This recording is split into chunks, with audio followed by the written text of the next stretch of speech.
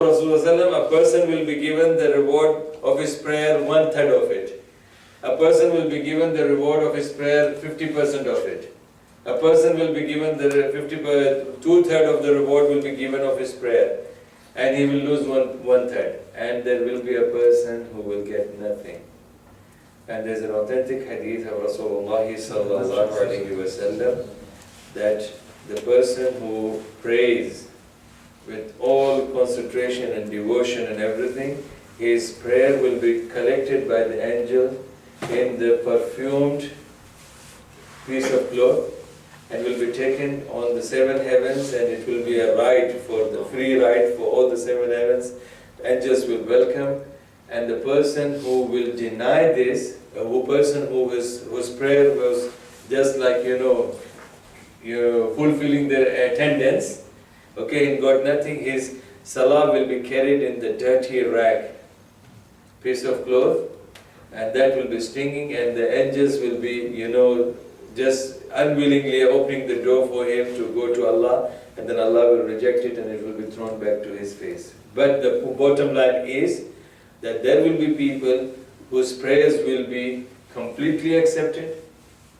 There will be people who will get only 2/3 of the 75% of the reward. There will be people who will get 50% of the reward, and there will be people who will be getting nothing. Another hadith of Rasulullah, the more you are concentrated in your prayer, Allah's mercy will be ongoing and will fall on you. And the moment you divert your mind, Allah's mercy will stop from you. So this is how it is. And sometimes you could see by yourself, sometimes you have prayed and you saw your face in the mirror, you feel so relaxed, easy, mashallah. And sometimes you find that your face looks like, So this is all because of our, the give and take of what we do with Allah subhanahu wa ta'ala. Shaykh, regarding the intercession, can anyone intercede for these who are in Jahannam? I.e., if you get someone martyred within your family, can take 70 people?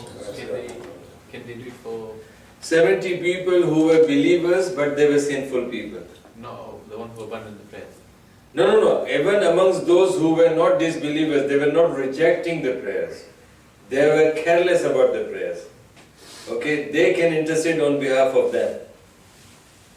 But if they are declared, because at the end of the day it is left to Allah subhanahu wa ta'ala what kind of a sin is ignored by Allah, or what kind of sin is accounted, made accountable with Allah subhanahu wa ta'ala. It all is left to Allah subhanahu wa ta'ala. We can't take the chance, okay, somebody died in my family as shaheed, so it doesn't matter, I can do anything. I will be among the 70 people who will go to Jannah. No, sometimes you might even die as a kafir. Because there's a hadith of the Rasulullah that there will be a time where the person will be a believer in the morning, and by evening he'll become kafir. And there will be a person who will sleep as a believer and he'll wake up as a kafir. So that time, subhanAllah, may Allah protect us, all of us, and take our life when we are believers.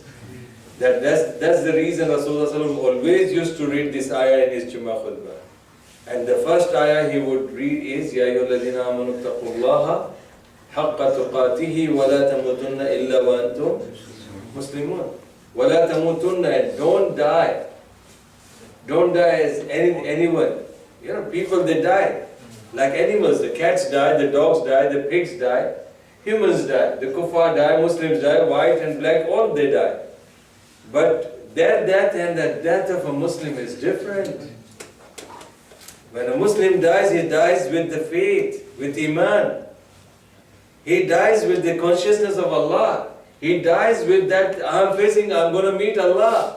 He is dying with the hope that Allah will forgive my sins. And that's the reason Rasulullah has said that don't delay the burial of your deceased.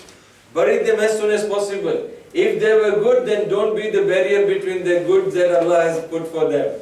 And if they were bad, then don't carry the burden of the bad things on your head. Release him. And another hadith, as I said, the hadith where Rasulullah, Imam Bukhari has quoted this hadith in the witnesses. is that Rasul sallallahu alaihi wasallam was sitting in one of the gatherings. Make a note of that. And this is very important. The witnesses of the believers for good things or bad things of somebody is counted, is considered very seriously by Allah. And this is why this hadith is so important. That Rasul sallallahu alaihi wasallam, he was sitting in the gathering of the Sahaba, and two janazah passed by him. One, when the janazah, the first one passed, Sahaba started praising him. Prophet ﷺ said, wajabat, wajabat, wajabat. The second one passed, Sahaba started, talking bad about that person. Prophet said, wajabat, wajabat, wajabat. The first one was that Rasulullah ﷺ said, because of your good witnessing, that this man was good, you have witnessed about all his good deeds, Allah has made Jannah wajib upon him. That means he's guaranteed of the Jannah. And the one that you were witnessing about his bad deeds, Allah has made Jahannam wajib upon him. So that's the reason when we are witnessing, witnesses are very, very important things. So we always pray to Allah subhanahu wa ta'ala, when we die, when we leave this world, people should not remember us in the bad deeds, in bad ways. People should always remember us with the good names and good deeds. The second part, we'll move quickly now, inshallah. The pastor, then we will, inshallah, start with the Maghrib prayer. The second part of the hadith, it says that the Sahabi asked about the fasting of the Ramadan.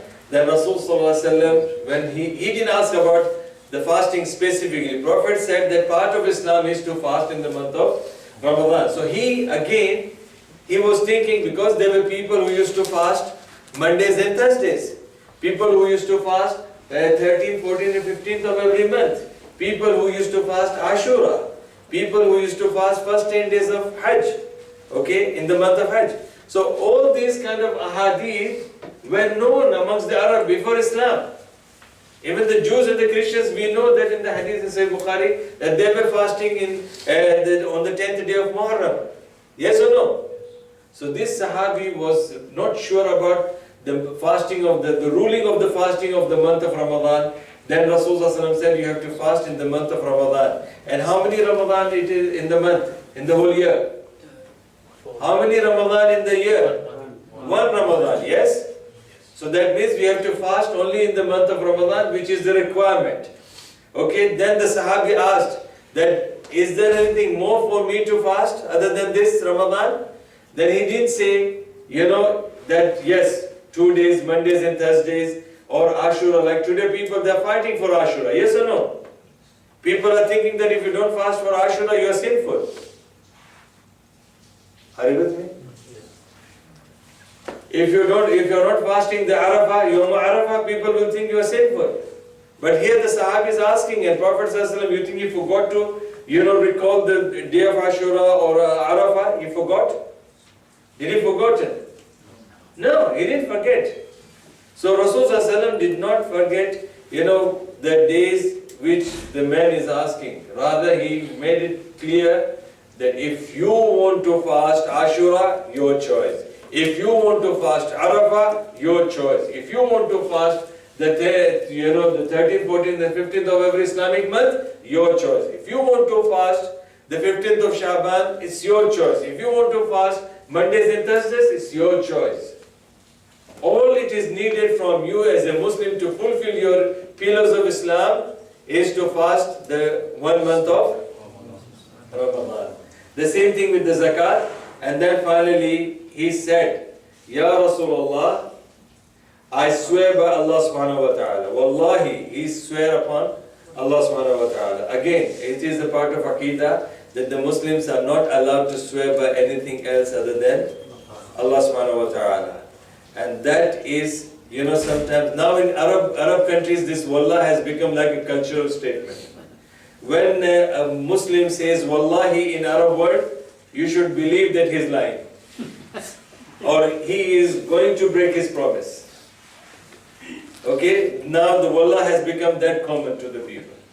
So, but during the time of Rasulullah, wallahi used to be that I'm making Allah as my witness.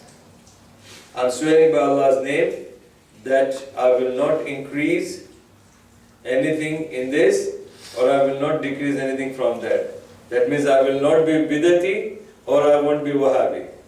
I will be a moderate Muslim. I will be a moderate Muslim. Okay, like some people, they say, no, Wahhabis are cutting off, and the bidati, they are increasing things. Okay, they say there is no harm in doing this, there is no harm in doing that. What's the prove me that this is wrong? So there are people who will increase, and there are people who will decrease. So this man is saying, I am neither of these two. I swear by Allah that I will pray 5 times a day, I will fast in the month of Ramadan, and I will pay my zakat. I will not increase or decrease than this. And he left. Regardless of, waiting for Allah's decision, what Allah will think of him. Prophet Muhammad ﷺ has said that if he is speaking the truth, then remember that he is a man of Jannah. Okay, we stop here inshallah. Alhamdulillah.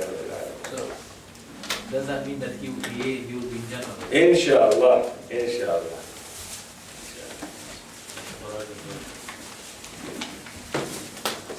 So, do you really like this kind of classes? Yes. Okay, alhamdulillah, alhamdulillah. Otherwise, Farhad is my boss. I don't want to upset him. He would say, Sheikh Sahab, kya pure din hafte mein ek baar aate hain, ek hadith padha ke chale jaate hain. Farhad